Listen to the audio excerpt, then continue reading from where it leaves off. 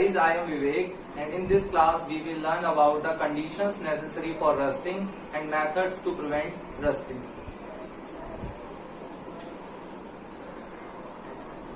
So topic is conditions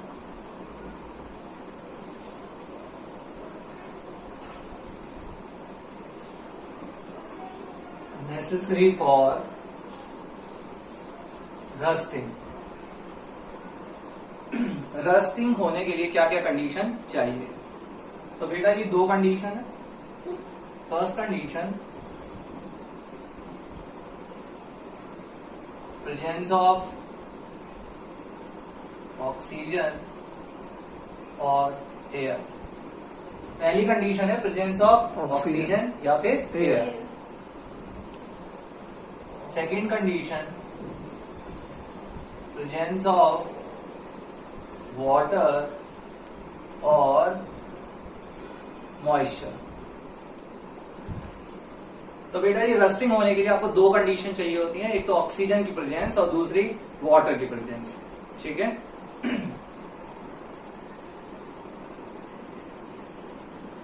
necessity of these two conditions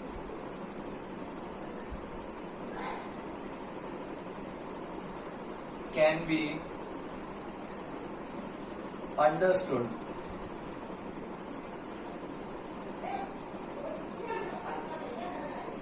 from the table. हम rusting को समझने के लिए एक टेबल बना लेते हैं और टेबल से आप समझ पाएंगे कि रस्टिंग होने के लिए क्या क्या कंडीशन चाहिए होती है, और जहां वो कंडीशन सेटिस्फाई नहीं होगी वहां रस्टिंग नहीं होगी. और क्यों नहीं होगी वो देखेंगे. तो इसके लिए आपको 3 टेस्ट ट्यूब चाहिए. टेस्ट ट्यूब एक्सपेरिमेंट है, ये आपकी बुक में भी दे रखा है. ठीक है. तो इसके लिए आपको 3 टेस्ट ट्यूब्स चाहिए. तो टेस्ट ट्यूब्स के नाम रख लेंगे हम ए, बी और सी.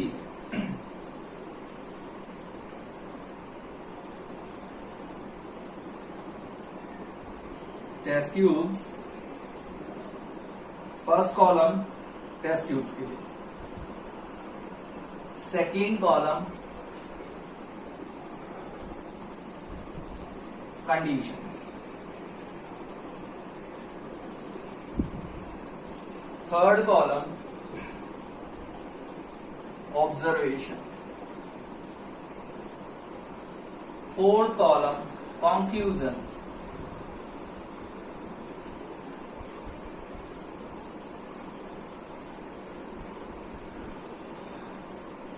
test tube A, test tube A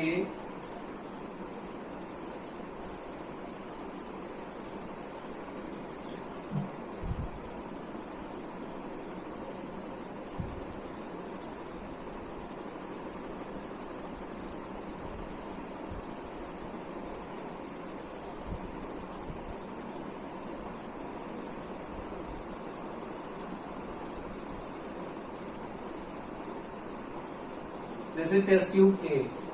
Test tube A contains clean iron nail. Clean iron nail.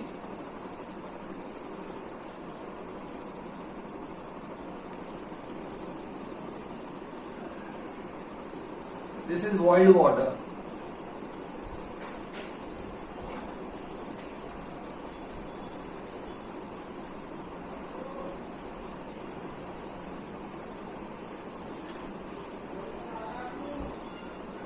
Oil, coating of oil. Boiled water लेना है और इसके ऊपर ऑयल डाल देना है. ऑयल की कोटिंग हो जाएगी. ऑयल की एक यूनिफॉर्म लेयर फॉर्म हो जाएगी. ठीक है. Boiled water coated with oil.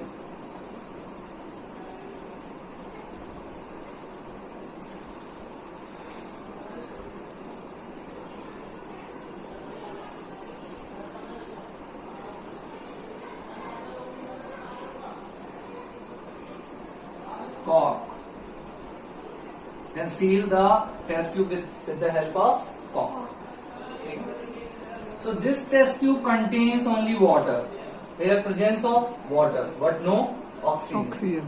Why there is no oxygen? Because we use boiled water. Boiling removes all dissolved oxygen from the water. Water के अंदर जो ऑक्सीजन डिजोल्व होती है, अगर आप वाटर को बॉइल कर देंगे 100 डिग्री सेल्सियस टेम्परेचर पर, तो उससे जितनी भी ऑक्सीजन वाटर के अंदर होगी वो सारी सारी क्या हो जाएगी, रिमूव हो जाएगी. ठीक है, that is why we use boiling water. Boiling water, due to boiling we remove all the dissolve oxygen from the water.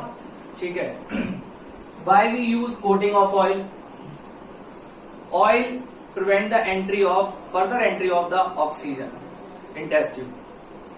अगर आप ऑयल की कोटिंग कर देते हैं तो वो ऑक्सीजन को टेस्ट ट्यूब के अंदर एंटर नहीं होने देगा. ठीक है, क्लियर है. So layer of oil prevent the further entry of oxygen and boiling of water removes all the dissolve oxygen from the water. ठीक है, so there is no oxygen. So what are condition? No oxygen but water is present. Condition क्या है? Oxygen नहीं है लेकिन water है. ठीक है, तो ऑब्जर्वेशन क्या होती है? जो आयरन नेल है ये हमने क्लीन आयरन नेल लेनी है. ठीक है, अब अगर रस्ट, हमने पिछली क्लास में पढ़ा था कि रस्ट अगर फॉर्म होती है तो या तो रेडिश ब्राउन कलर की एक लेयर फॉर्म हो जाती है, या ब्लैक कलर की एक लेयर फॉर्म हो जाती है, येलो कलर की एक लेयर फॉर्म हो जाएगी. यहाँ पर कोई भी लेयर फॉर्म नहीं हुई. क्लियर है. तो ऑब्जर्वेशन क्या है? Rusting does not occur. Rusting नहीं हुई. क्यों नहीं हुई? क्योंकि यहाँ केवल वाटर मिला है, ऑक्सीजन नहीं मिली. ठीक है, आयरन नेल को क्या नहीं मिला? ऑक्सीजन नहीं मिली. ठीक है, तो कंक्लूजन ये है, iron does not get rust.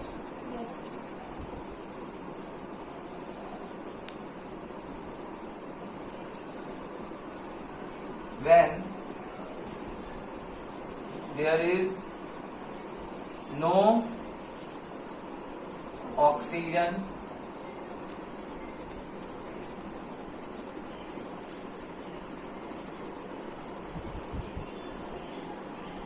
when there is water but no oxygen. तो आयरन को रस्ट नहीं हुआ. Iron does not get rust when there is water. केवल वाटर है लेकिन ऑक्सीजन नहीं है. तो इससे साफ समझ में आता है कि आयरन को रस्टिंग होने के लिए क्या चाहिए? वाटर और ऑक्सीजन दोनों चाहिए. क्लियर है, समझ में आया? ये था एक्सपेरिमेंट नंबर 1. ठीक है, अब हम एक्सपेरिमेंट नंबर 2 देखेंगे. टेस्ट ट्यूब बी में क्या हो रहा है? टेस्ट ट्यूब बी दिख रहा है ना?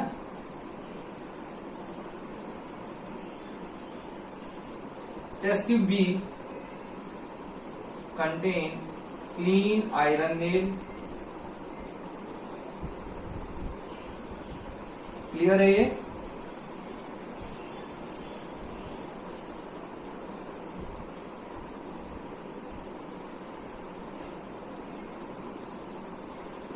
These are the tablets of anhydrous calcium chloride. Tablets of anhydrous calcium chloride.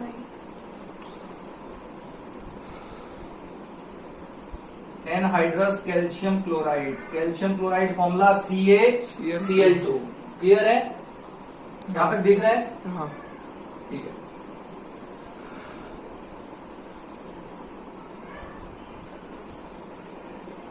Cotton wool, air. इस टेस्ट ट्यूब में एयर है, वाटर यूज नहीं किया. ठीक है, और फिर हमने टेस्ट ट्यूब को क्लोज कर दिया कॉक के हेल्प से. ठीक है, तो ये कैल्शियम क्लोराइड का क्या रोल है? Calcium chloride act as a dehydrating agent. It absorbs all moisture from the air. Test tube के अंदर एयर है और एयर में आपको पता है कि मॉइस्चर होता है, वाटर होता है, वाटर वेपर होता है. ठीक है, कैल्शियम क्लोराइड डिहाइड्रेटिंग एजेंट होता है और ये एयर में से मॉइस्चर को क्या कर लेगा? एब्जॉर्ब कर लेगा. So calcium chloride is a dehydrating agent. It act as a moisture absorbing agent, ठीक है, it absorb moisture from the air present in test tube. So here no water but oxygen is present. Oxygen means air is present. ठीक है. काफी time के बाद हमने क्या देखा कि यहाँ जो क्लीन आयरन नेल है इनके ऊपर भी कोई रेडिश ब्राउन कलर की लेयर फॉर्म नहीं होती. तो इसका क्या मतलब है कि रस्टिंग नहीं हुई. ठीक है. Rusting does not occur. Clear? Sir. Rust नहीं हुआ. ठीक है. अब देखिए तो कंक्लूजन क्या है. Iron does not gate rust when there is when there is oxygen but no water. तो आयरन पे रस्ट यहां पर भी नहीं हुई, सेकंड केस में भी नहीं हुई. क्यों नहीं हुई? क्योंकि यहां पर ऑक्सीजन है लेकिन वाटर नहीं है. और कंडीशन क्या क्या है? Presence of oxygen, presence of water, both are needed. Okay sir.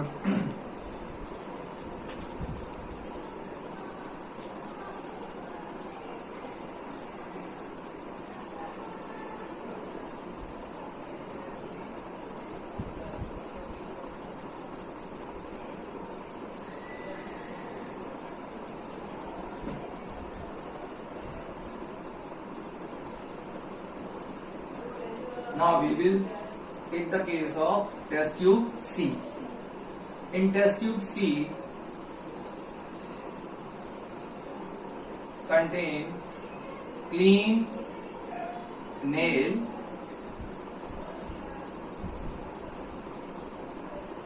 dipped in tap water. Clean iron nail dipped in tap water. And here air is present and test tube C is open. So there is both air and water. Clear है? तो यहाँ condition क्या क्या है? Both oxygen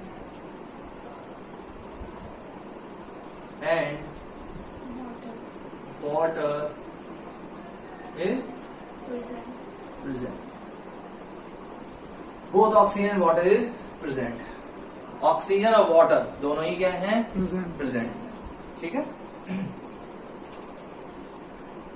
rust observation क्या है? ये जो क्लीन आयरन नेल है इनके ऊपर एक रेडिश ब्राउन कलर की क्या फॉर्म हो जाएगी? लेयर फॉर्म हो जाएगी. ठीक है. तो यहां हमने क्या देखा? रस्टिंग अकर्स, यानी कि रस्टिंग हो रही है. क्यों हो रही है? क्योंकि दोनों कंडीशन सेटिस्फाइड है. एयर भी है और क्या है? वाटर भी है. जबकि फर्स्ट केस में हमने वाटर लिया था, एयर नहीं थी, और वाटर के अंदर भी कुछ ऑक्सीजन डिजोल्व हो सकती है, इसलिए हमने कौन सा वाटर लिया था? Boiled water. ठीक है. Because boiling removes all the air dissolve in the water. ठीक है. And we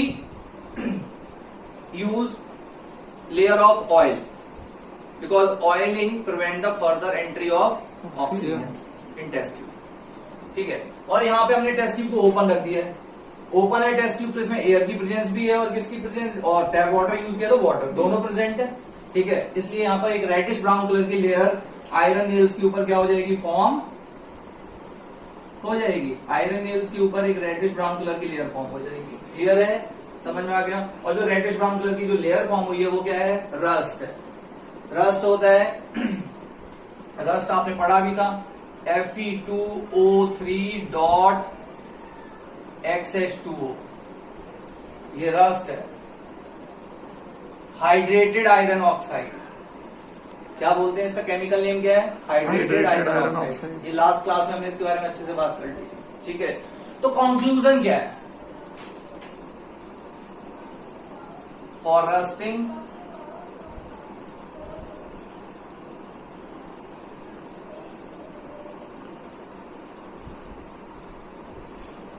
both air and water, air means oxygen, are required for rusting.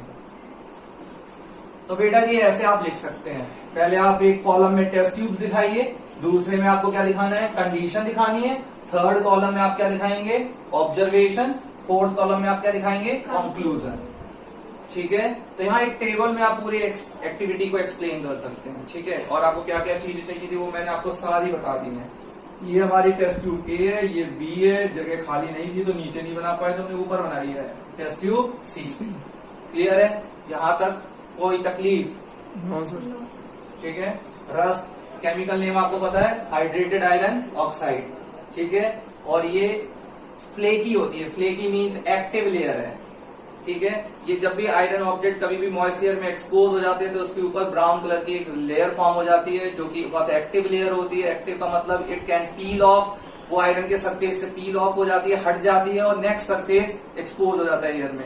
इस तरीके से मेटल लेयर बाई लेयर क्या हो जाती है, वेस्ट हो जाती है. ठीक है, समझ में आ गया.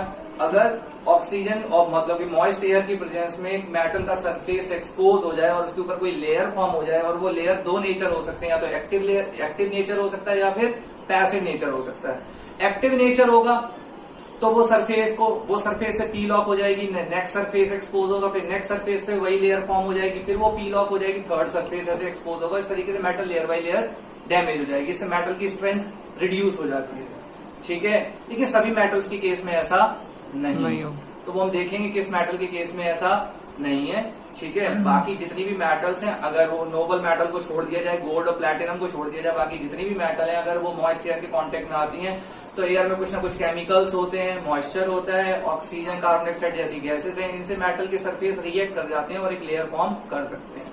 वो जो लेयर होती है उससे मेटल की जो शाइन होती है, लस्टर जो होता है, वो डल हो जाता है. ठीक है, क्लियर है.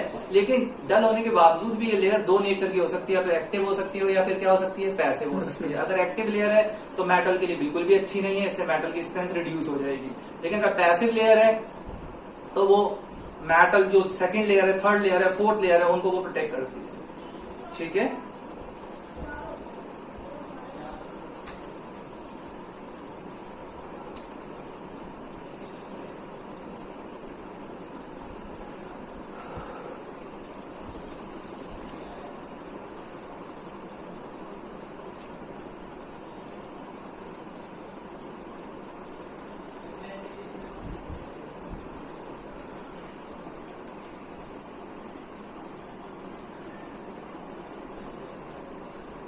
अब हम पढ़ेंगे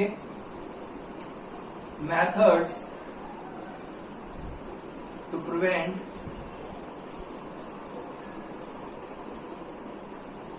रस्टिंग. आयरन ऑब्जेक्ट को रस्टिंग से बचाने के लिए हम क्या क्या मेथड फॉलो कर सकते हैं. ठीक है, और आप ऊपर को समझ चुके हैं, उस एक्टिविटी से आपको समझ चुके हैं. Rusting will not occur if iron objects are not allowed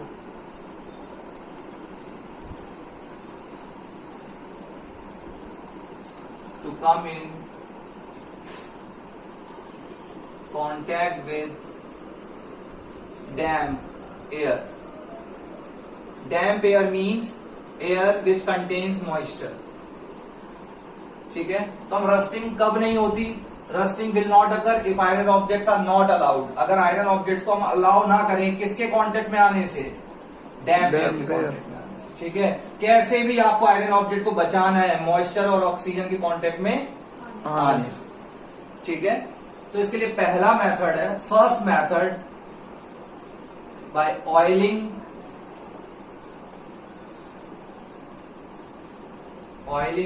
greasing and painting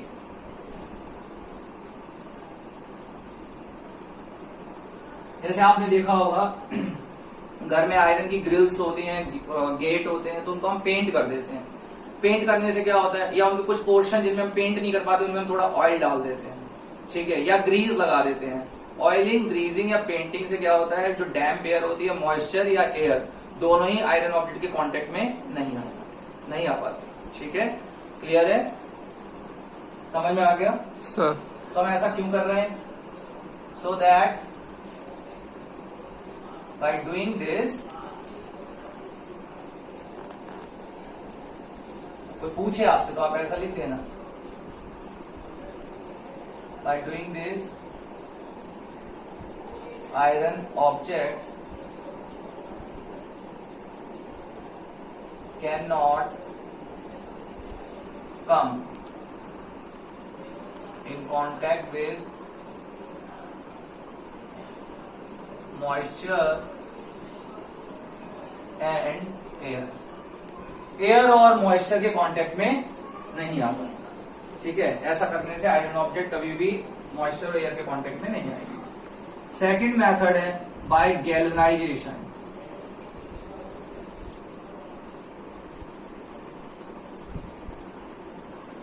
galvanisation का मीनिंग क्या होता है?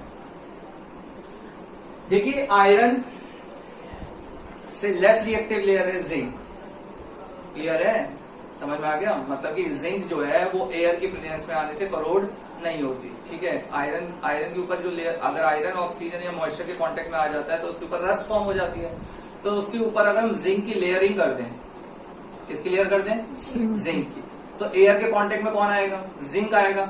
जिंक एक प्रोटेक्टिव लेयर फॉर्म करता है, जिंक ऑक्साइड, जो कि नेचर में कैसा है? पैसिव है। किसके मुकाबले? हाइड्रेटेड आयरन ऑक्साइड, यानी रस्ट के मुकाबले वो पैसिव है नेचर में, तो वो आयरन को प्रोटेक्ट करेगा।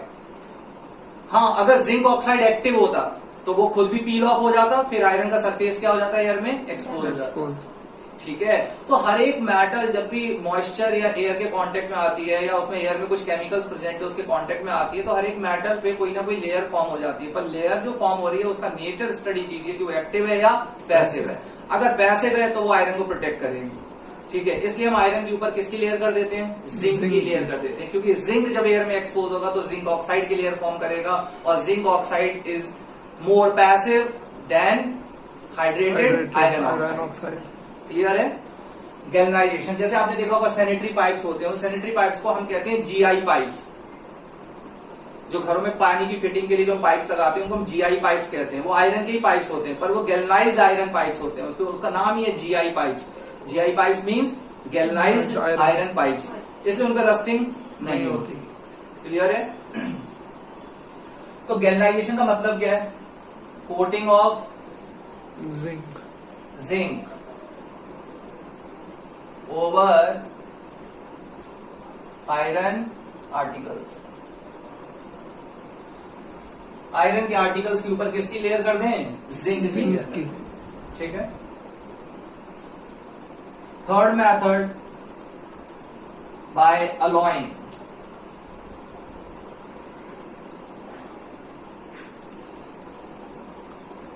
अलॉय क्या होते हैं? Alloys are homogeneous mixture. Alloys homogeneous mixtures होते हैं।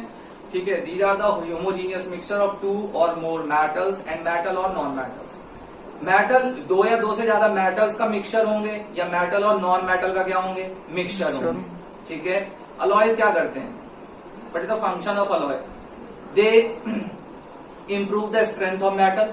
They make the metal corrosion resistant.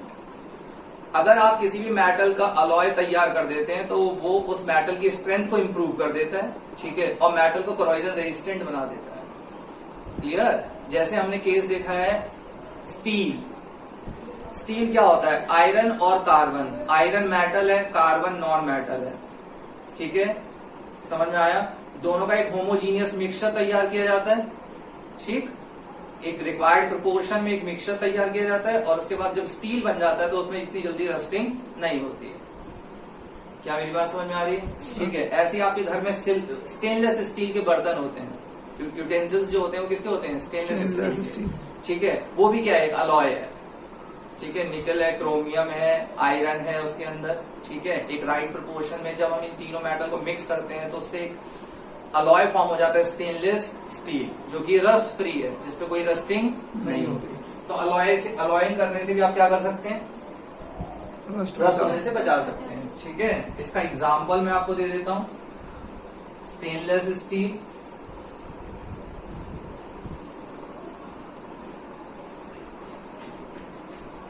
And steel, ऐसे बहुत सारे अलॉय होते हैं। ठीक है, there are so many alloys of many metals. ठीक है, लेकिन अलॉइंग करने से क्या हो जाता है, मेटल की स्ट्रेंथ इंप्रूव हो जाती है और वो करोजन रेजिस्टेंट हो जाती है।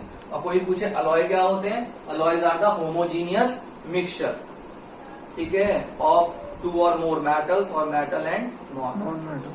ठीक है, actually these are the combination of metal, two और मोर मेटल्स और मेटल एंड नॉन मेटल्स। ठीक है, जैसे आप देखो प्योर गोल्ड, जो प्योर गोल्ड होता है ना, वो ज्वेलरी के लिए कभी आप यूज नहीं कर सकते। 24 कैरेट गोल्ड कभी भी यूज नहीं किया जा सकता, क्योंकि गोल्ड की स्ट्रेंथ बहुत कम होती है। ठीक है, तो गोल्ड की अगर आप बैंगल्स बनवाएंगे और वो जरा सा भी कहीं से टकराएंगे, उनकी शेप क्या हो जाएगी, चेंज हो जाएगी, क्योंकि गोल्ड हाईली मेलेबल होता है, तो शेप उसकी क्या हो जाएगी, चेंज हो जाएगी। ठीक है, इसलिए गोल्ड को थोड़ा स्ट्रांग बनाने के लिए, उसकी स्ट्रेंथ को इंप्रूव करने के लिए उसमें थोड़ा सा कॉपर या सिल्वर मिक्स कर दिया जाता है। तो आउट ऑफ 24 पार्ट अगर 22 पार्ट गोल्ड है एंड 2 पार्ट अदर मेटल है, तो उसको हम बोलते हैं 22 carat gold.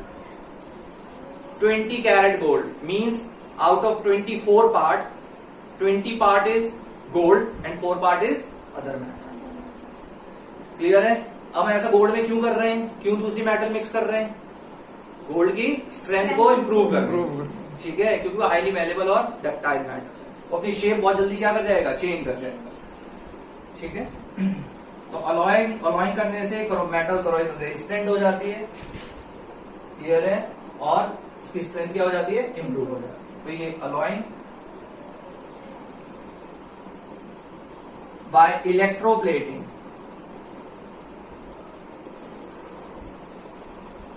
In this method, this is the method of coating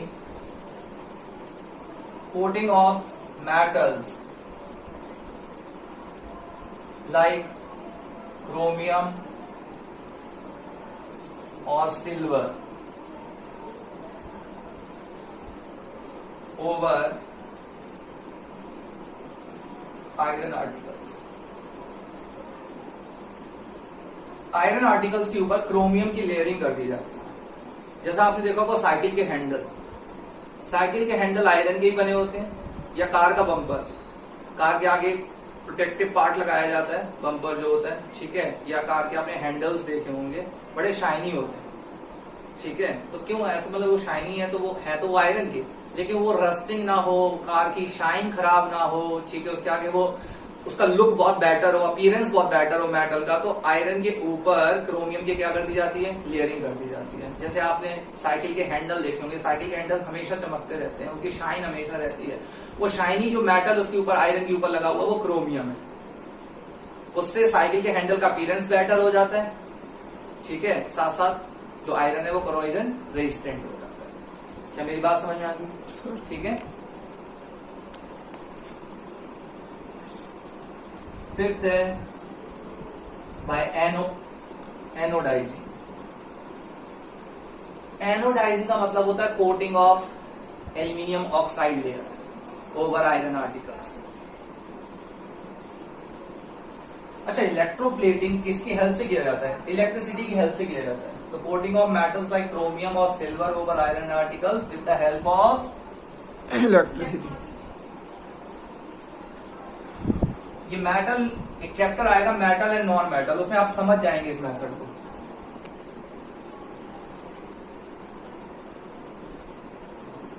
तो इलेक्ट्रिसिटी की हेल्प से किया जाता है। ठीक है, anodizing, coating of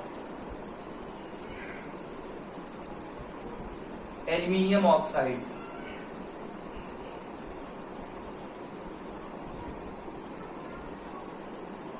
layer over iron articles.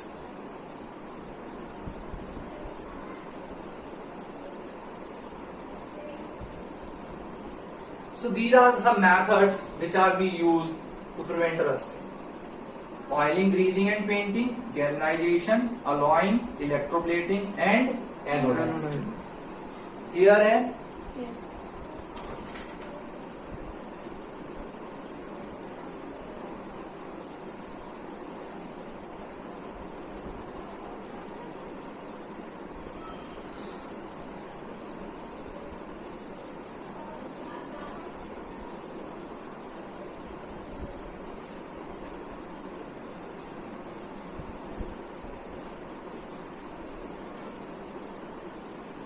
हाँ, aluminium is more reactive than iron.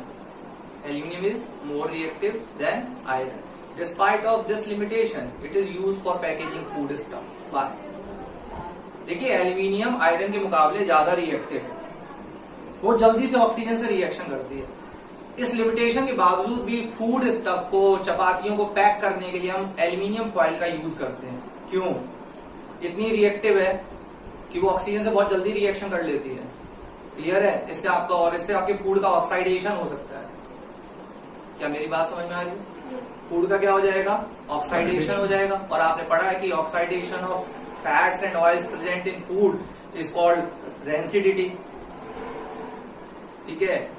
In the case of rancidity, food will produce foul smell, ठीक है, and taste will change. Clear? ठीक है? And it is harmful for us, it can cause food poisoning. तो फिर हम aluminium का use क्यों कर रहे हैं? क्या मतलब है एल्यूमिनियम का यूज करके? ठीक है, तो आओ समझते हैं।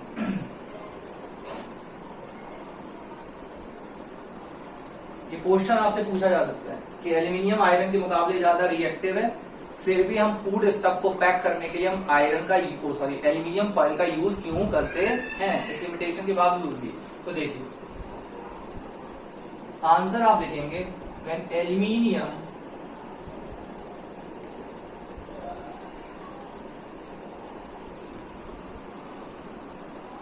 is exposed to moist air,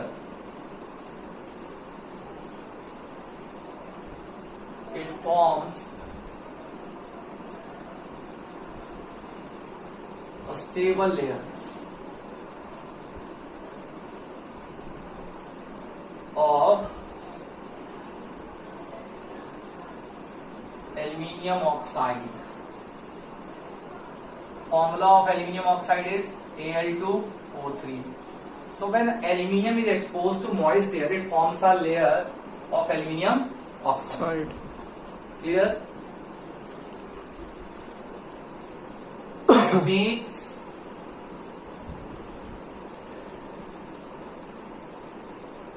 metal beneath passive. Aluminium oxide जो लेयर फॉर्म होती है वो नीचे की मेटल्स को डैमेज होने से बचा लेती है। यानी एल्यूमिनियम ऑक्साइड की जो लेयर है वो एक्टिव है या पैसिव है? पैसिव है नेचर।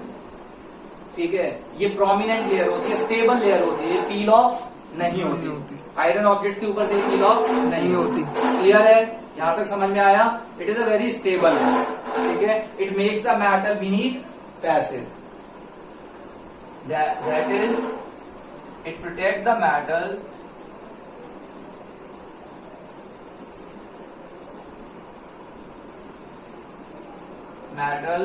underneath, अंदर तक, from further damage। और ये इसका मतलब क्या है? It makes the metal beneath passive. इसका मतलब है it protect the metal underneath from further damage।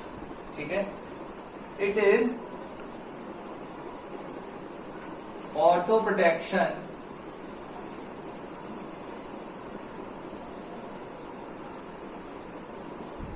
mechanism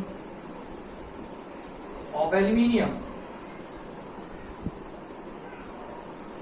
तो ये ऑटो प्रोटेक्शन मैकेनिज्म है एल्यूमिनियम का। एल्यूमिनियम इस तरीके से अपने आप को बचाती है। इसलिए आपके घर में जो एल्यूमिनियम के बर्तन होते हैं, देखिए आपके घर में दो तरीके के बर्तन होते हैं, या तो एल्यूमिनियम के होते हैं या फिर स्टेनलेस स्टील के होते हैं। स्टेनलेस स्टील एक अलॉय है तो उसका रस्टिंग तो नहीं हो सकती। और एल्यूमिनियम के ऊपर कोरोजन होता है, एल्यूमिनियम ऑक्साइड की लेयर फॉर्म हो जाती है। जैसे आपके घर में प्रेशर कुकर है, आपकी मम्मी उसको पानी से अच्छे से धोती हैं और एयर में वो एक्सपोज होता रहता है, तो उसके ऊपर एक लेयर फॉर्म हो जाती है किसकी, एल्यूमिनियम ऑक्साइड की। और जो एल्यूमिनियम ऑक्साइड की जो लेयर है ना, वो आपके प्रेशर कुकर की जो अंदर की लेयर है उसको प्रोटेक्ट करती है। ठीक है, क्लियर है। जबकि रस्ट के केस में आयरन अपने आप को प्रोटेक्ट नहीं कर पाता, क्योंकि रस्ट जो लेयर होती है वो एक्टिव होती है नेचर की, और जबकि एल्यूमिनियम ऑक्साइड की जो लेयर वो कैसी है, पैसिव है नेचर। ठीक है ना, वो पील ऑफ नहीं होती, वो सरफेस से हटती नहीं है, रिमूव नहीं होती। क्लियर है। That is Y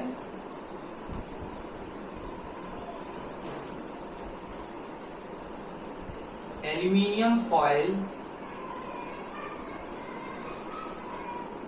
foils are used for packaging food stuff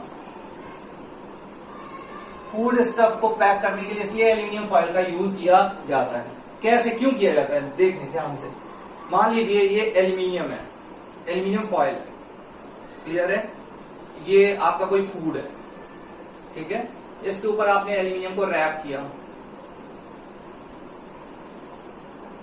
ये रैप कर दिया। अब एयर में एक्सपोज क्या हो रहा है, ये सरफेस हो रहा है ना, मेटल का कौन सा सरफेस हो रहा है, फूड आपका अंदर पैक है, और ये लेयर है किसकी, मेटल की। क्लियर। तो इसके ऊपर एक एल्यूमिनियम ऑक्साइड की क्या फॉर्म हो जाएगी, लेयर फॉर्म हो जाएगी। क्या वो लेयर अंदर की मेटल, अंदर की लेयर को प्रोटेक्ट करेगी या नहीं करेगी? हाँ करेगी। क्या आपके फूड तक अंदर ऑक्सीजन पहुंच पाएगी? नहीं पहुंच पाएगी। क्यों नहीं पहुंच पाएगी? क्योंकि ऊपर किसकी लेयर फॉर्म हो गई है, एल्यूमिनियम ऑक्साइड। और ये लेयर जो है वो पैसिव है, वो अंदर तक मेटल को और फूड को क्या कर रही है, प्रोटेक्ट कर रही है। तो इसलिए जब आप इसको खोलोगे, तो जो अंदर वाली जो लेयर है, ये वाली लेयर है, देखो बाहर वाली लेयर पे क्या फॉर्म हुआ, ये बाहर की लेयर है, ठीक है, it is outside layer and it is inside layer. When we pack the food article, then outside layer is exposed to moist air and form a aluminium oxide layer, but this is passive in nature. It does not allow oxygen or moist air to enter inside the other layers, clear. So it will prevent the oxidation of food and it will prevent the food from rancidity. So when we open, inside layer is aluminium, but outside layer is aluminium oxide. Clear? That is why aluminium foil is used for packaging food stuff, because aluminium oxide layer is passive in nature. It does not allow moisture to enter inside the other layer. When first layer is exposed to moisture, it forms a stable layer of aluminium oxide, and this is passive in nature and protect the other layer of metal underneath. Clear?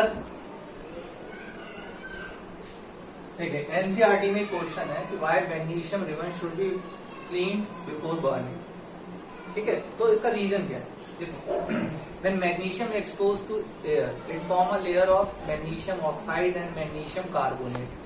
So this should be removed, then magnesium will burn properly in oxygen.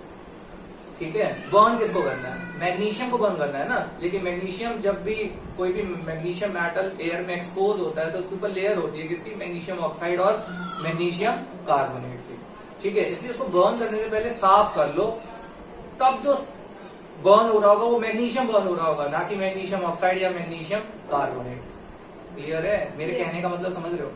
आपने कहीं से magnesium metal उठाया, ठीक है, clear है, air में पड़ा था, आपने मैग्नीशियम मेटल को लिया और इसको आप एयर में बर्न करने लगे, ऑक्सीजन में बर्न करने लगे, बर्न किया, मैच स्टिक इसके पास लाए, तो ये बर्न प्रॉपरली कर नहीं रहा। जबकि जो मैग्नीशियम रिबन होता है वो डेजलिंग व्हाइट फ्लेम के साथ रैपिडली बर्न होता है, लेकिन ये मैग्नीशियम मेटल प्रॉपरली बर्न नहीं हो रहा। क्यों नहीं हो रहा?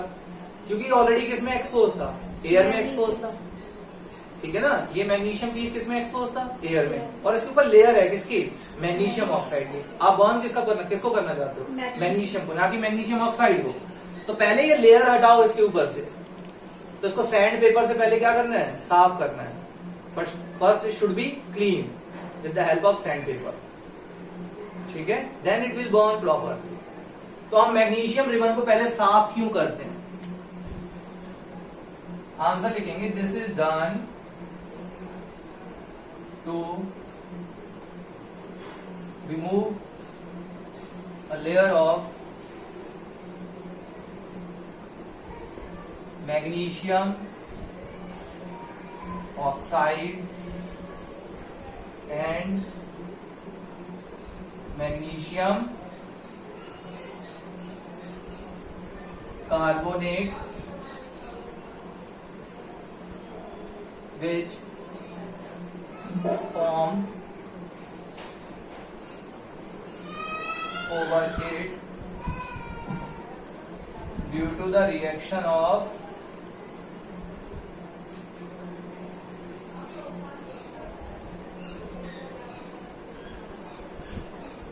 magnesium with moist air.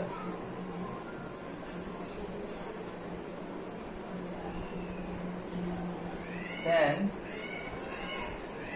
तो हम ऐसा क्यों कर रहे हैं? लेयर को रिमूव करना है। किस लेयर को रिमूव करना है? मैग्नीशियम ऑक्साइड और मैग्नीशियम कार्बोनेट। ठीक है, जो कि कब फॉर्म हो जाती है? जब मैग्नीशियम रिएक्ट कर जाता है किसके साथ? मॉइस्ट एयर के साथ। ठीक है, देन मैग्नीशियम विल बर्न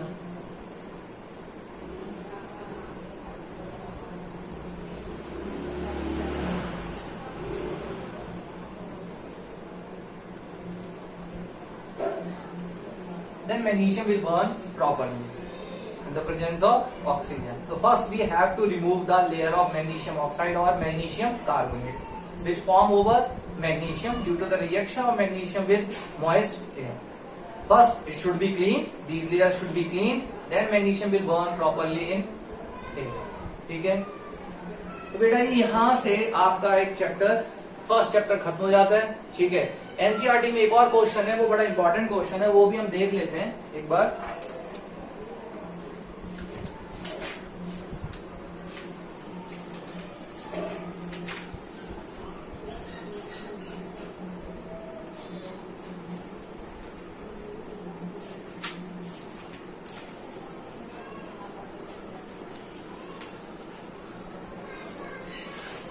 देखिए क्वेश्चन है एनसीईआरटी में, a shiny brown colored element X on heating in air becomes black in color. Name the element X and the black colored compound formed. ठीक है, इसको भी जरा देख लें। ये ब्लैक, जो पहले ये X कंपाउंड था, ये शाइनी ब्राउन कलर है। तो जो X है ना, ये कॉपर है। क्या है? कॉपर। क्लियर है? जब हम इसको ऑक्सीजन की प्रेजेंस में क्या करते हैं? हीट करते हैं, तो ये ब्लैक कलर का फॉर्म हो रहा है। तो हो क्या रहा है? Copper, when copper is heated in presence of oxygen, it form a black color compound copper oxide. ठीक है, क्लियर? ये बैलेंस नहीं है, इसको बैलेंस कर लेंगे। आपने इसको क्या किया? हीट किया ऑक्सीजन की प्रेजेंस में, ये कॉपर ऑक्साइड ब्लैक कलर का कंपाउंड फॉर्म हो गया। तो वो आपसे पूछ रहे हैं कि ब्लैक कलर के कंपाउंड का नाम बताओ, तो वो क्या है? Copper oxide. ठीक है, इसको बैलेंस करेंगे। ऑक्सीजन 2 है, यहाँ सिंगल है, यहाँ 2 लगा दीजिए, और यहाँ पर भी क्या है? 2। क्लियर है? अब वो अगर आपसे, वैसे तो ये क्वेश्चन अब एनसीईआरटी में नहीं दिया गया, लेकिन अगर वो आपसे पूछ ले कि इसको ठीक कैसे करोगे, ये ब्लैक कलर के कंपाउंड को again copper reddish brown colour metal में अगेन आपको वापस लेके आना है। तो पता है आपने क्या करना है? इस कॉपर ऑक्साइड को लो, क्या करना है? कॉपर ऑक्साइड को लेना है, हाइड्रोजन से क्या करवा देना है? रिएक्शन करवा देंगे। ये ब्लैक कलर का कंपाउंड है, ठीक है, हाइड्रोजन से क्या करवाया? रिएक्शन करवाया। ठीक है, क्या होगा? Cu plus H2O. Hydrogen is more reactive than copper, so it displaces copper. Copper को डिस्प्लेस करेगी, वाटर फॉर्म हो जाएगा, और यहाँ पर again copper reddish brown colour में आ जाएगा। क्या मेरी बात समझ में आई है? Yes sir. ठीक है, समझ में आ रहा है? पक्का? Yes sir. ठीक, तो यहाँ से ये खत्म हो गया फर्स्ट चैप्टर। ठीक है, और ये देखिए इक्वेशन बैलेंस, और ये अगेन एक्स जो था लेटिस ब्राउन का एलिमेंट वापस आ गया। फर्स्ट चैप्टर यहाँ से पूरी तरीके से खत्म हो चुका है। अगला चैप्टर जो हम इलेक्ट्रिसिटी शुरू करेंगे, इलेक्ट्रिसिटी में मैंने आपको एक क्लास में चार्ज के बारे में सारा कुछ बताया था, ठीक है। अब हम उसको नेक्स्ट वीडियो में और डिस्कस करेंगे, ठीक, क्लियर है? Okay, tata, bye bye, stay healthy, stay connected and be productive.